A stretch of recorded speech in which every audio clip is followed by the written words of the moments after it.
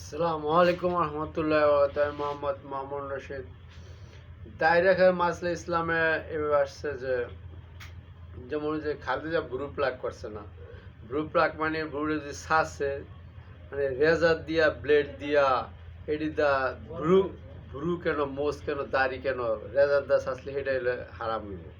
ভ্রু প্লাক করলো হারাম, রেজার দা মোষ কাটলে রেজার দা মোষ কাটলে হারাম হইব। কিন্তু কেঁচিতে যদি মিশায় রাখেন, কেঁচিতে কমায় রাখেন তাইলে কিন্তু ভুরু কি কেঁচিতে কেউ কাটে ভাই?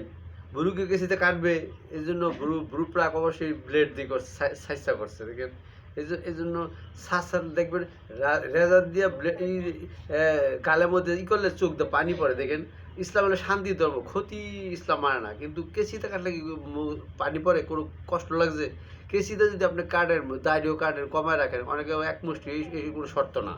অনেক আলেমরা করে এক মুষ্টির উপরে দায় রাখতে হইব, বা সব নবীর রাসূলের দায় রাখছে ওটা সুন্দর। যার যদি অনেকে দেখেন আসাদুজ্জামান নূর ভাইয়ের দায় রাখলে সুন্দর দেখা যায়, তার জন্য দায় রাখা সুন্নত, ঠিক আছে, দাড়ির মাসলা বলতে দিব।